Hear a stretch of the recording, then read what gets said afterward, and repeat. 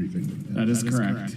So, anyway, on behalf of the press corps, Sean will say more, I'm sure, but thank you. Thank you. Thank you, Matt. For endeavoring to be honest and to be open and transparent. Of course. So Thank you so much. I'll let you take it away. yeah. All right. Let's start with Syria. Sure. So, you know, what is the latest there in terms of your guys' interactions with HTS and others? Sure. And how you see things going. Sure. Matt, so it should be no surprise to you, not much has really changed since I talked about this yesterday. We have been in touch, in contact with all the groups in Syria, including HTS. I'm certainly not going to get into the private diplomatic channels, but we have once again, and will continue to stress upon everybody that we have an importance of doing everything we can to find missing U.S. citizens, including Austin Tice, and bringing them home. The Secretary on his trip, which I know you were on, stressed quite clearly the transition principles that have been the cornerstone of our ongoing diplomatic engagements, principles that now have been taken up by countries throughout the region and well beyond that, which, if you'll humor me, our view is that when whatever government arises out of this transition, it needs to be inclusive, it needs to protect the rights of all Syrians, including women and minorities. Like all governments, it needs to preserve critical state institutions and deliver essential services. And perhaps most importantly, we want to see a Syria that does not pose a threat to its neighbors or the regions, or Syrians, or Syria being a place that's going to serve as a base for terrorism or allying with groups like ISIS. Also, Syria is a member to the Chemical Weapons Convention and has an obligation to ensure that any chemical weapons are secured and destroyed. That continues to be our North Star when it comes to our engagements as it relates to Syria. Sure. Sean. Sure. Well, we can save save all the comments for the end. But echoing Matt, thank you for being accessible. I know sometimes the questions are not always comfortable. Sometimes they're comfortable. But thanks for being accessible. Thanks for actually having the briefings, which hasn't always been the case. Of course. To continue on Syria, could you say a little bit about the situation in the north, the diplomacy on getting a ceasefire? Or getting truces with the pro-Turkish fighters. So talked a little bit about this yesterday. Our assessment continues to be that the ceasefire in Manbij has been extended, and that is holding, and we're closely monitoring the situation around Kobani. As we talked about yesterday, Sean, that situation continues to be fluid, but we have not drawn the conclusion that we are seeing large-scale fighting. I'm not going to get into some of these private discussions, but we're working very hard to avoid an escalation in the north, and that would certainly be of concern to us because it would limit the ability of our local partners, the SDF, to continue to carry out our shared de-ISIS mission, which has been a top U.S. policy priority in Syria. We'll continue to pay close attention to this, but beyond that, we support the immediate de-escalation and cessation of violence in all parts of Syria, and it's our view that this is the time to increase stability. Sure. I know you said you don't want to get into the details of negotiations, but I mean, Turkey has publicly said that they want the Kurdish fighters to disarm. That's sort of a red line for them before going in. Is that something the U.S. agrees with? What's your conversation? So I'm not gonna get into some of these private diplomatic conversations, Sean. Our focus is on promoting a Syrian-led political process while also ensuring a top priority for us, which is maintaining the enduring defeat of ISIS and terrorism that's been originating in Syria. Given that we know ISIS exploits instability, it's incumbent on all countries with influence on the ground, including, of course, Turkey, to promote stability, dialogue, and restraint. And ultimately, at the end of the day, Sean, we support Syria's territorial integrity. A lot of those. Jenny, go ahead. Staying in Syria, Yeah. Vedant, where is Roger Carson? Is he still in Oman? I don't have any specific updates to offer as it relates to Roger. What I can say as it relates to our efforts to locate or ascertain more information on missing American citizens, including, of course, Austin Tice, that is a top priority for us in the region. It is something that we're continuing to engage on around the clock. We are working with counterparts in the region. We are working with interlocutors and making it very clear that this is a key priority for the United States. I don't have any additional specifics on that line of effort to offer for obvious reasons, which I'm sure you can understand, but this is something that it will remain a focus for us. Does this department have any comment on Vladimir Putin saying he would ask about Tice's whereabouts after Deborah Tice requested his assistance? So I'm just not gonna. I don't have anything to offer on that. If there is any country that wants to play a constructive role in locating Austin Tice, we certainly would welcome that.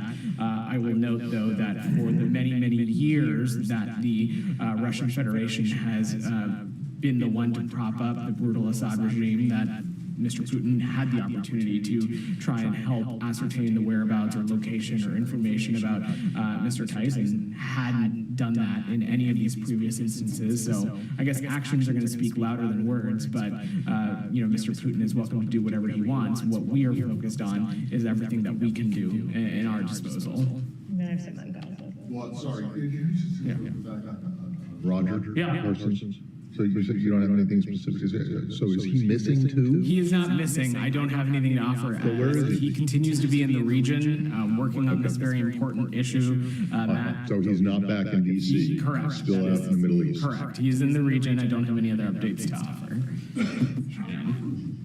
Russian leader Vladimir Putin and Austin Tice. Has there ever been any effort from this building to communicate with Russia to try to ascertain Tice's location? Because obviously the hostage discussion channels with Russia have been fruitful in the past. I'm certainly that I wouldn't be able to get into something of that level of specificity, Shannon. It has been no secret for many years now that a priority for us in the Middle East region has been locating and determining information about the whereabouts of Austin Tice. The Russian Federation has known that. Every country in the region has known that. And we have indicated that to just about everybody that this is a key regional focus of ours, and it's ultimately one of our main priorities, the safety and security of the American people. No country on the planet needs an invitation to help us in that work if they feel a responsibility that they have information that can help safely get American citizens home. No one needs an invitation, and I will just echo what I said to Jenny again, is that for years and years, the Russian Federation has been one of the main pillars that has propped up the brutal Assad regime. They certainly were not useful interlocutors when it came to Austin Tice in that regards then. And so, again, actions are going to speak louder than words, and I'm not going to opine about what role they may or may not have to play.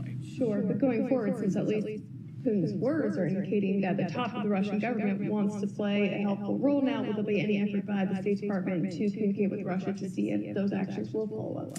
Again, if a country has a constructive role to play in terms of sharing information about Austin Tice or locating his whereabouts, we certainly would be would welcome any information as it relates to that. All right, Said, go ahead. Thank you, Vedant. I'm not going to wait till the end, so I just want to thank you. Thank you. For always being the perfect gentleman, always calling on me. It is something that I never take for granted. I just want you to know that. You're welcome. So I appreciate every time you call on me. Sure. My pleasure. And now, with that said, let me just ask you on Syria. Yeah. Now, in theory, is it possible for a U.S. official to visit Damascus while the Israelis are still bombing Syria? Are you talking about, is it I'm talking about in a feasibility sense? I mean, there's expectations that at one point you guys might just go to Damascus, whether to look at the whereabouts of Tice or something else. Is it possible? I'm just asking you. Is it possible to go to Damascus, to go to Syria, while the Israelis are bombing Syria with American weapons? Said, I'm going to refrain from getting into the theoretical and hypothetical practical and what's feasible versus not. So let me just say that as it relates to government officials and their travel to Syria, U.S. government officials specifically, I don't have anything to announce at this time. We're continuing to assess the situation and consider when it might be appropriate for us to send personnel into Syria beyond our previously discussed concentrated presence in the Northeast. Yeah, but it would be, natural to expect that you would call on the Israeli to cease and desist while U.S. officials are there, right? In any corner of the world, we of course take the safety and security of our diplomats doing just about anything that is tantamount to us. I certainly appreciate the point that you may be trying to make as it relates to government official travel into Syria. I just don't have anything Okay, to announce. I'm going to Gaza and the Palestinian issue, if you allow me. Yeah. Yesterday, or this morning, I think the Secretary of State said that, he keeps saying this, that Hamas should realize that the cavalry is not coming to save them. Is he basically saying that Hamas ought to surrender? Is he basically saying Hamas ought to surrender? Well, Saeed, when you look at the trajectory of this conflict and the things that we have we've been working so tirelessly on, of course, what is required here for this conflict to end is an agreement between two parties, of course, Israel and Hamas, and we have seen time and time again Hamas's unwillingness to engage in good faith, its unwillingness to accept deals that have been on the table. Of course, now, it is always going to be incumbent on both of these parties, Israel and Hamas, to come to an agreement. And what we're working on intensely is to bring a ceasefire to the finish line so that ultimately Palestinians and Israelis can live securely and perhaps most importantly, the remaining hostages, including the Americans, can be returned home. We think a deal is possible. I don't have anything new to announce, but are hopeful that parties can come to an agreement soon. Okay, but the language of the Secretary of State on this issue, it seems like he's saying that what Hamas was suing for, which is a broader war, it did not happen and will not happen. So now there are new terms. That's what you're saying, that what we have had back in May, on May 31, when the President of the United States said, I have a suggestion, this suggestion is an Israeli, this is no longer on the table, correct? I can't opine on what Hamas is thinking or strategy is. More on your thinking, not Hamas's. Our thinking is that we think a deal is possible, and we're working intensely to bring that ceasefire across the finish line. But absolutely, the Secretary is correct, and I would echo what he had said. Hamas, and through malign actors like Iran, it was very clear that perhaps a possible end goal here was a broader regional conflict. Out of much great work on behalf of the United States and its allies and partners, that has largely been avoided, and that is what the Secretary was alluding to. Let me, a couple of other questions, if you and my colleagues indulge me. I wanted to ask you about a report in Haaretz, where it was reported that they really have a kill zone. And it doesn't matter, children or not children, whatever it is, they kill. I wonder if you saw such a report, and if you have any comment on that. I've not seen that specific reporting site, so I'm not sure what you're referring to specifically. It's in Haaretz about the Nitzrim crossing, and they basically have established a kill zone, and anyone that comes close to that kill zone is shot dead. There are kids, time and time again, that were shot. If this is the case, is this a war crime? So, Saeed, I'm just not familiar with this policy, and we have stressed, again, that for Israel, every civilian casualty is a tragedy, and that they not only need to comply with IHL, they need to take every possible step to prevent civilian harm. Broadly, though, we of course support Israel's right to defend itself, but as it relates to this, I will defer to the IDF to speak to any operational adjustments they may or may not be making in the region. I'm just not familiar with this. Okay, and finally, I want to ask you about aid. It seems that 1/3 of the aid required has entered Gaza since the beginning of December. Do you have any comment on that? Because I know that you guys were pushing for more aid. There was that famous letter and so on. So where are we with aid now? These are conversations we continue to have with counterparts in the region, including with our Israeli partners. We're stressing that every possible measure needs to be taken to open more border crossings, do everything we can to open more commercial corridors, and really take additional steps to bolster the humanitarian flow into Gaza. I believe it was a number of weeks ago I talked about some of the steps that have been taken by the IDF and COGAD and others to help be on the right track. We continue to think that is the case, but this is there is no silver bullet here, and we're going to continue to pursue this at all angles. Yeah, go ahead. Yeah, sure. Human Rights Watch. Yeah. I know you commented on Amnesty released a report, but Human Rights Watch released a report accusing Israel of genocide. I believe also today, Doctors Without Borders had a report that's accusing Israel of ethnic cleansing. I'm not in suspense about what your response is going to be, but what does the U.S. feel about this? Do you think that there's something to it, something worth checking out? How do you feel about that? So first, why don't we break those into two questions, Sean? First, I will defer to Doctors Without Borders to speak to the details of their report. What I can say is that even within their report, they make pretty clear that they don't have the legal authority to determine intentionality, and I certainly don't have an assessment from the U.S. government to offer today as it relates to ethnic cleansing. But we continue to appreciate the important role that's played by civil society organizations, including Doctors Without Borders, and we're deeply concerned about the scale of civilian harm in this conflict, and we're continuing to emphasize that the parties need to comply with IHL. But most importantly, it is because of the circumstances and the crises that we're seeing that we are working so tirelessly on an agreement to stop the war and bring all the hostages home, and ultimately improve the humanitarian situation and get us on a path to an enduring resolution to the conflict in Gaza. That's what we are squarely focused on. On Human Rights Watch, separately, it should come as no surprise that we disagree with the conclusions in this particular report.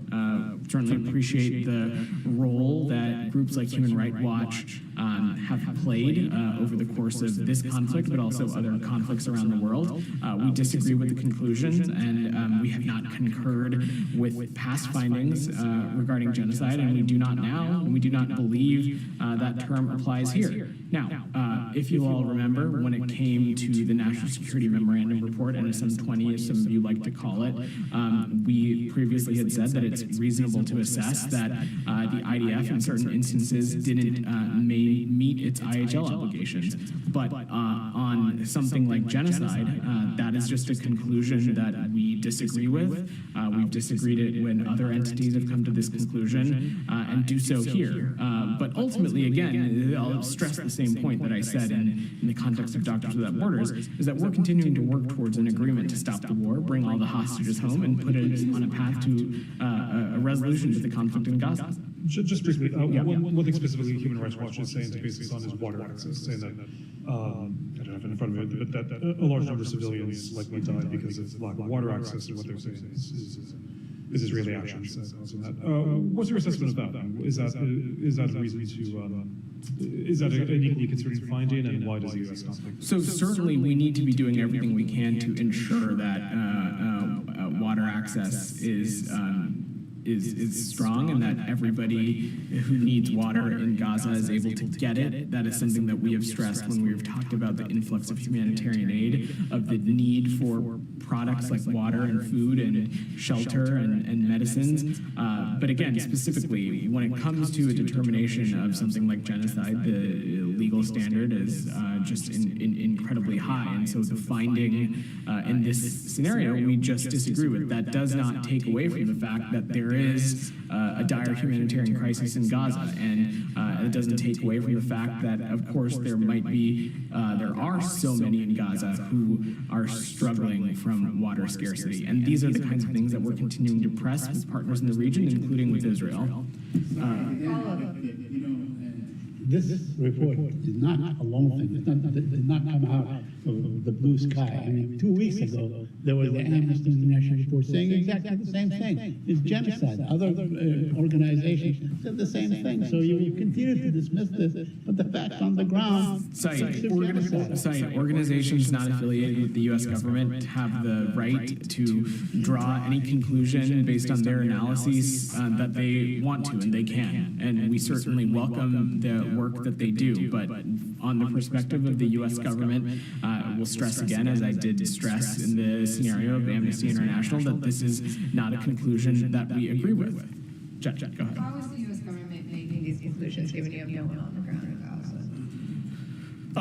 Jenny, the point that I'm making is a broad one, that the legal standard for genocide is incredibly incredibly large. But you've also heard us say previously, and I just spoke about that in NSM 20, we made the conclusion that it was reasonable to assess that the IDF in certain instances didn't meet its IHL violations. But in the context of genocide, we just disagree with this conclusion. Our belief is that this is a legal standard that is incredibly high, and we get into conversations about things like intentionality or not, and our assessment is that that's just not been the case in this scenario. Other than the NSM 20 conclusion, have there been any other scenarios or incidents that you've been investigating that you come to a final conclusion on that this was a human rights violation, for example? We've spent a lot of time up here, Jenny, talking about the deliberative processes that we Has have. that deliberative process ended in any instances? These are processes that are ongoing, and I don't have any other conclusions to share today. And then my last question related to this, there is another Foreign Service officer who resigned, he said, over inaction over Gaza, the fact that he said that his findings and reports to the department were largely ignored. Do you have any response? So I'm not familiar with the specific circumstance. I would just say that, someone's decision to work here or not, or stay employed, that's ultimately a very personal decision. I will say that from the president on down and the secretary, we welcome and encourage differing points of view, dissenting points of view.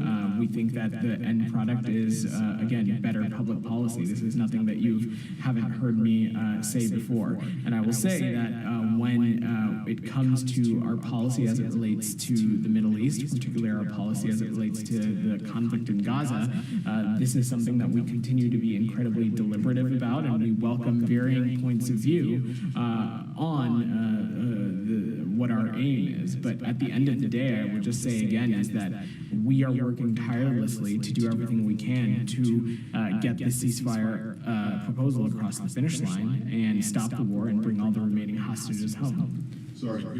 Yeah, go ahead. Well, the question was about, maybe this should be pretty Jen, this is about the guy who resigned in July?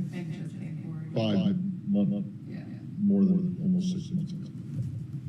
Was there a question? Well, no, I just want to make sure I understood who it was. Got it. Janie, go ahead. Two questions on South Korea, Russia and North Korea. Deputy Secretary Campbell said he would hold high-level face-to-face diplomacy with South Korea's acting president, Han Duck-soo, within weeks. In South Korea, the top diplomacy and security officers are currently suspended their work and arrested. The South Korean opposition party's impeachment bill includes a diplomatic assessment. My question is it possible for South Korea and the United States have normal diplomacy in this situation? And do you think diplomatic evaluation can be grounds for impeachment? So let me just make two broad points first, Janie, that I want to be very clear about. First is that we strongly support the Ironclad Alliance that joins our two countries together, and that's done so much over the last few years, especially under the Biden administration. In recent years, the alliance has made enormous strides, and the United States looks forward to partnering with the ROK, achieving further progress. But if you recall, on the Secretary's trip, he said the most important thing as it relates to the current issues ongoing in South Korea is that the Republic of Korea has demonstrated its democratic resilience, and that's something we strongly support, and we strongly support the Korean people throughout this process. We've seen what's happening. We've seen it follow peacefully a process that is clearly laid out in the ROK Constitution, and we're continue to be ready to work with acting President Han and the ROK government. And we'll look forward to sharing engagements in the future should any get scheduled. Second question. President Putin has been called to the International Criminal Court as a war criminal who started the war in Ukraine. should North Korea's Kim Jong-un, who is helping Putin in the war, also be referred to the International Criminal Court? I don't have a legal determination or an assessment to offer on that, Jenny. What I can say is that the DPRK continues to be a regime that represses human rights, and not only that, is a volatile regime that has contributed to much of the destability that we're seeing, not just in the region, but also encroaching in other areas like Europe as well. Thank you. Yeah, of course. South Korea said yesterday that it estimates that at least 100 North Koreans have died so far fighting on behalf of the Russians. Does the U.S. have any assessment? So, thanks, Sean. Our assessment is that there have been several hundred casualties of DPRK soldiers in Ukraine. That's what we're seeing, but I'm not in a place to parse it more specifically for you than that. Casualties, of course, as journalists, I know it could mean like wounded or killed. You mean specifically North Korean? Correct. Yes, that is correct. And just briefly, Ambassador Thomas Greenfield yesterday suggesting that Russia might formally conclude that accept North Korea as a nuclear weapons state. Is that something that you're tracking? Is that something that you think that you could be imminent? Is that something that you're? Well, I don't have a timeline to prognosticate on, Sean, but should that come to fruition, should the Russian Federation make that declaration, it of course would be what we would view as another step in a long line of examples of the closening of relationships between these two countries, and it would be of great concern to us. Alex, go ahead. Thank you, but Yeah. this all from personal operation. I don't have it. I'm not in a place to parse it more specifically than that. Thank you. Of course, I want to echo everything my colleagues said. I can't thank you enough for being always accessible, available, professional. I have so many adjectives after Thanks, Alex. Depending on how you ask my questions on Georgia, let's unpack a little bit the sanctions that you guys have announced. Sure. So you have sanctioned 2 more violators with Magnitsky sanctions, and on top of that, the state, according to the press release, is taking further steps to impose visa restrictions on additional Georgian individuals and members. Can you put some figure value how many violators in total today? Sure. Alex, to give some additional color for the room on this, today the Department of Treasury's OFAC imposed sanctions on Georgia's Minister of Internal Affairs and Georgia's deputy head of the ministry's Special Tasks Department. These are leaders who have been involved in the brutal crackdowns on members of the media and peaceful protesters, including during demonstrations throughout 2024. The Department of State also announced that it took steps to impose additional visa restrictions on individuals responsible for or complicit in undermining democracy in Georgia and their immediate family members.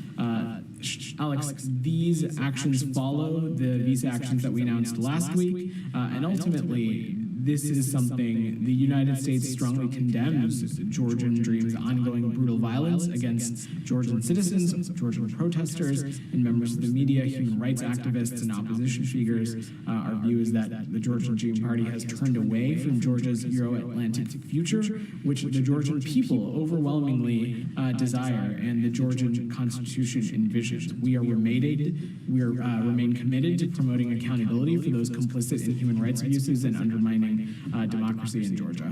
And in terms of the numbers, so on top of 100 violators that you have sanctioned until last week, how many new names have been added to the State Department? So I just spoke about those 2 ministers at the top of answering your question. But on top of that, I will see if there's a more technical breakdown for you, Alex, but I think I've parsed it as much as I'm able to. I'm going to message to your Senate to Ivanishvili by letting him off the hook Look, Alex, as you've heard us say before, taking one designation or taking a particular action one day doesn't certainly designate us doing something else in the future. This is just the latest example of the United States using the tools at its disposal to hold perpetrators in Georgia accountable, and we, of course, continue to have these various tools at our disposal.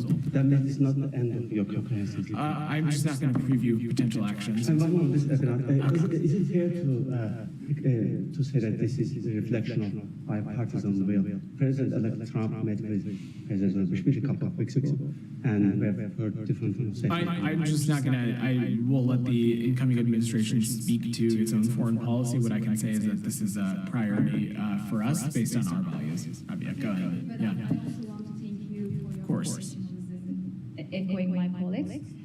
I have a question on Syria, if I may. Sure.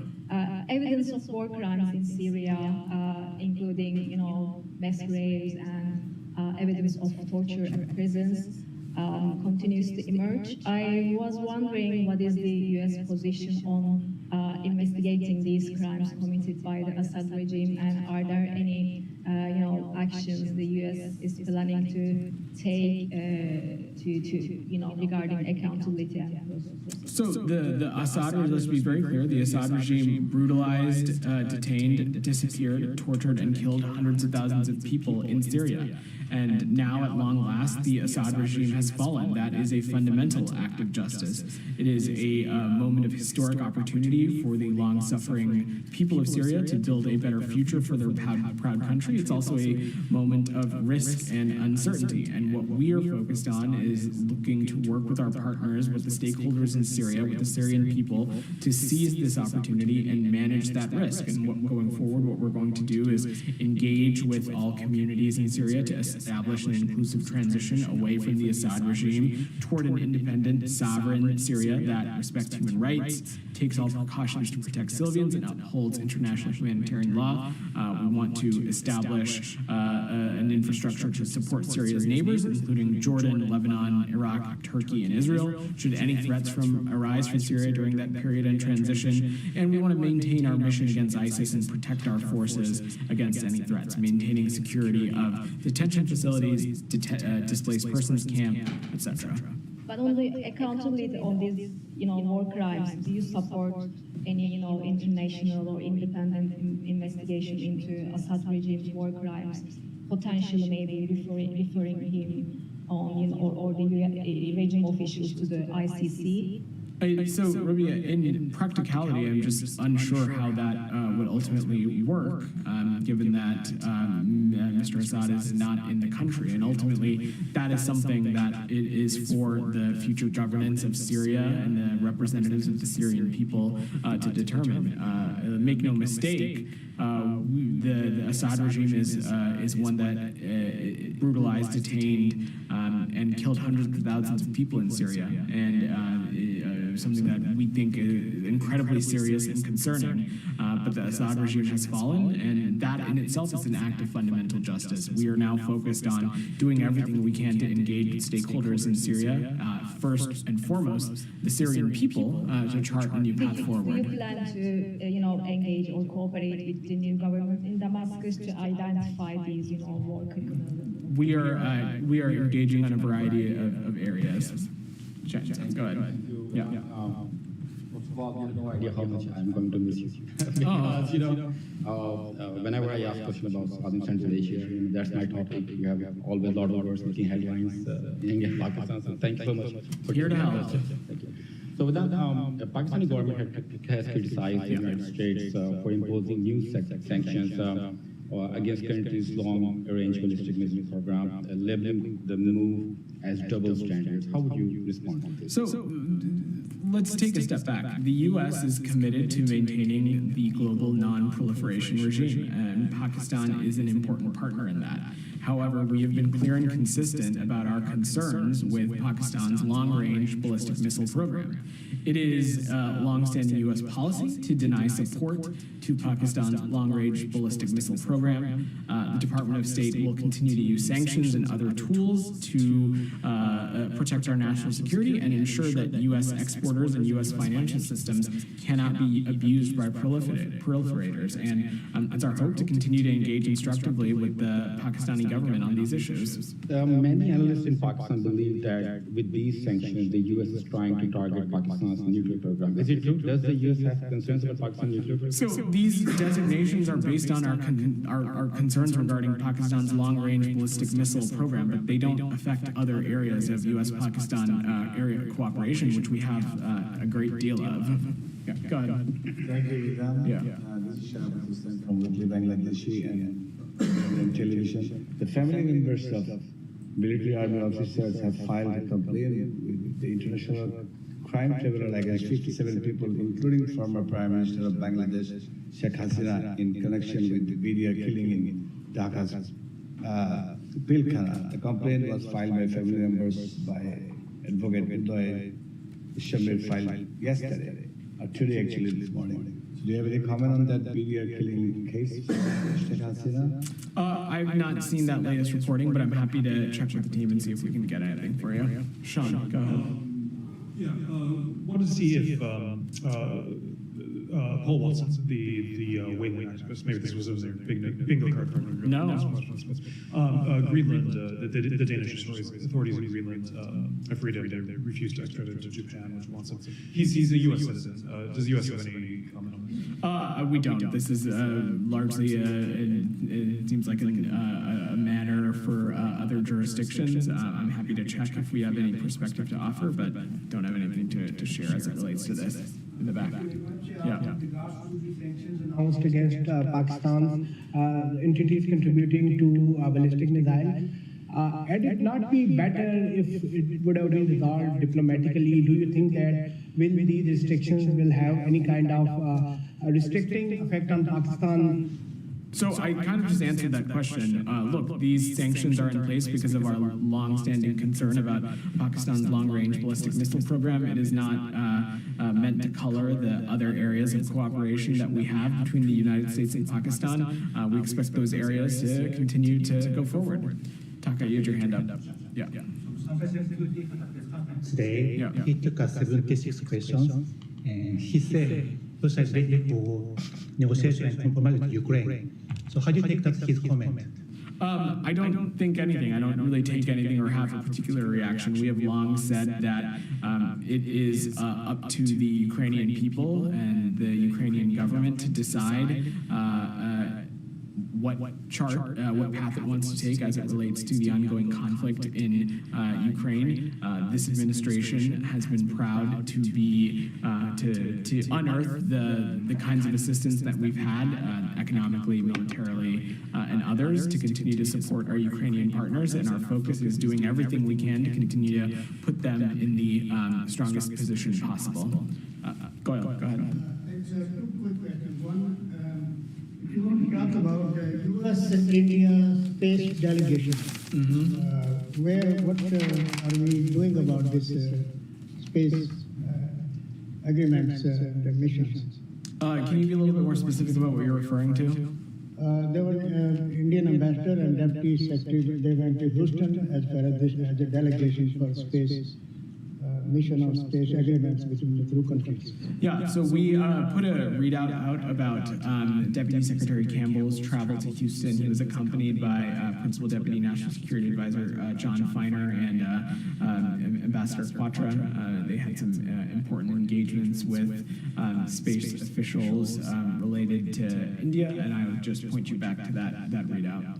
And second one, sir, as we come to the end of the year, millions and millions of people around the globe still suffering for basics because of these two continuing ongoing wars in the Middle East and also Ukraine and Russia.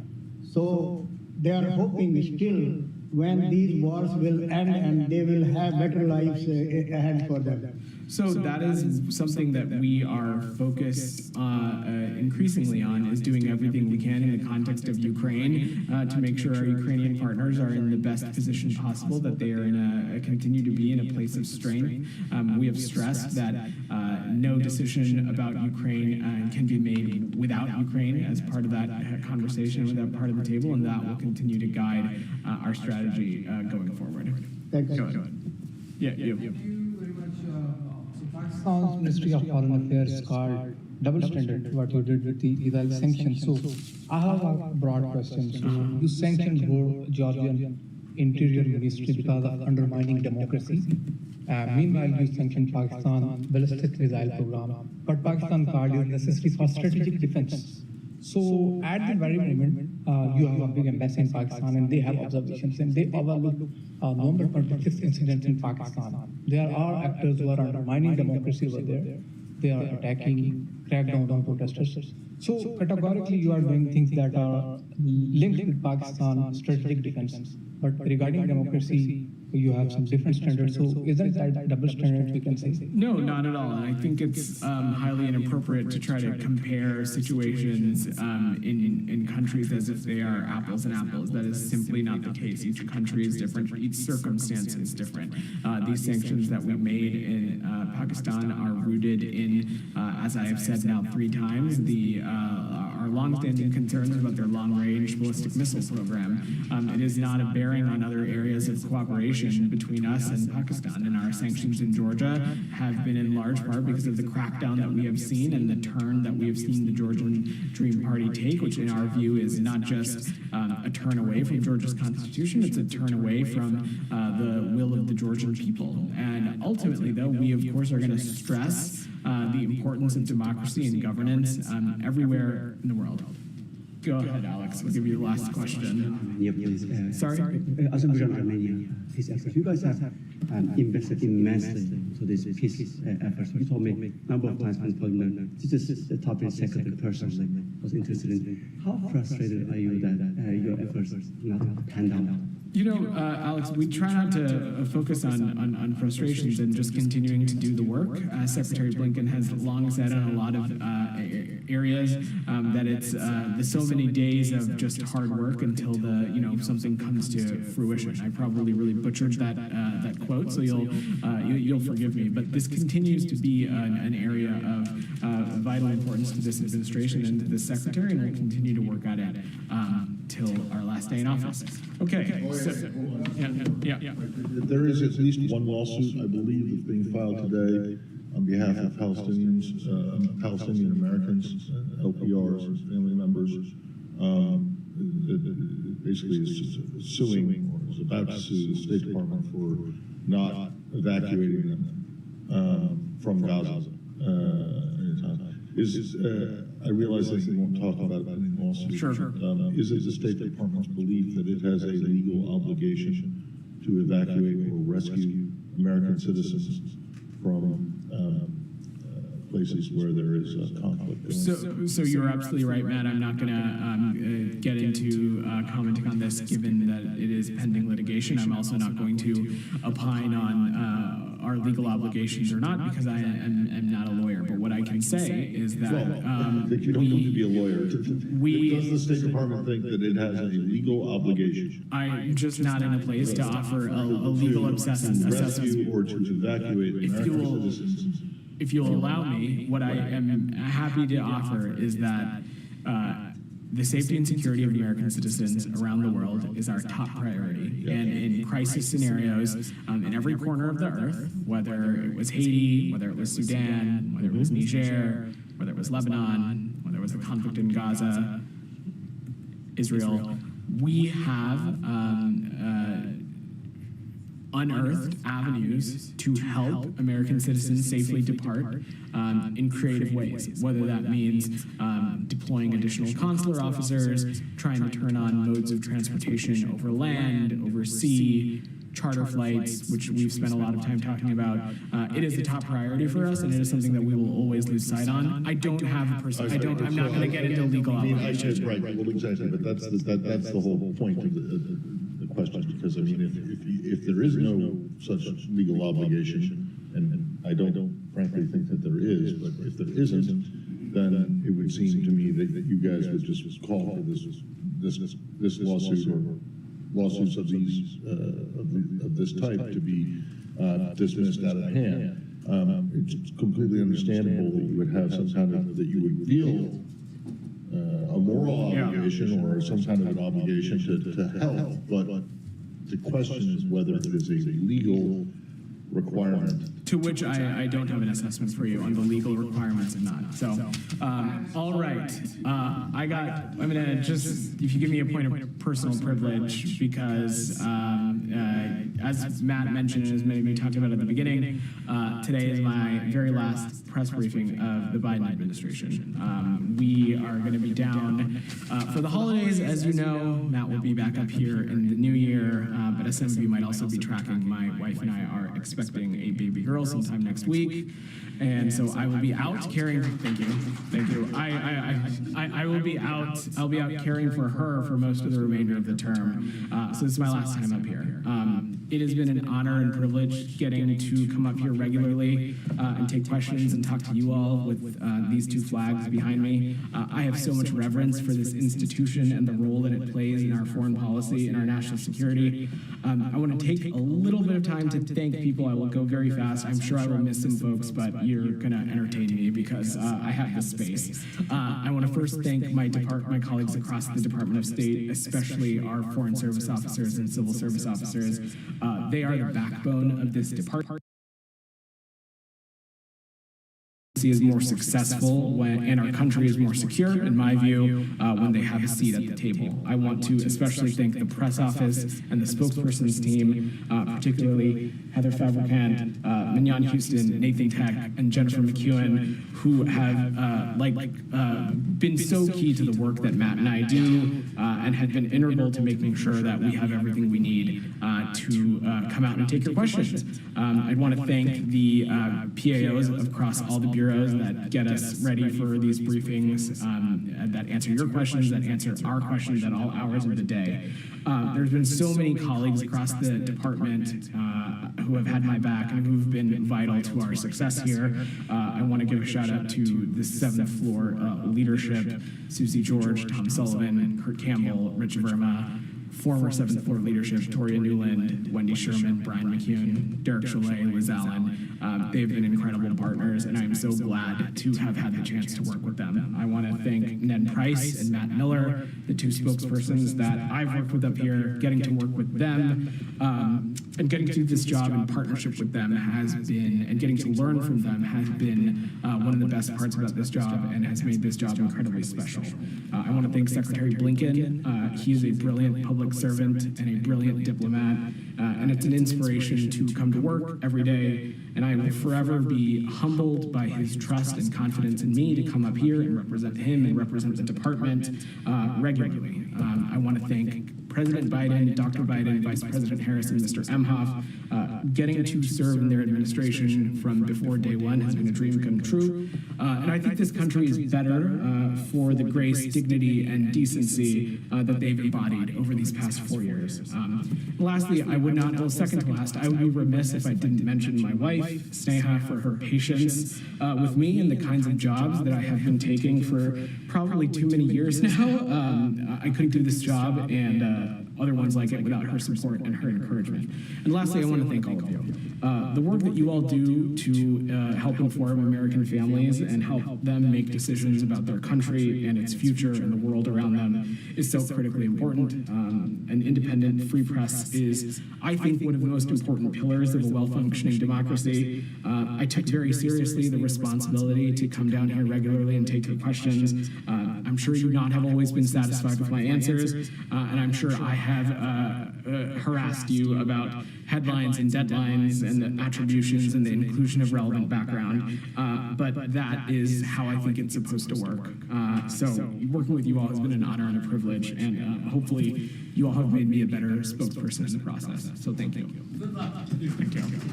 Thank you. Thanks, guys.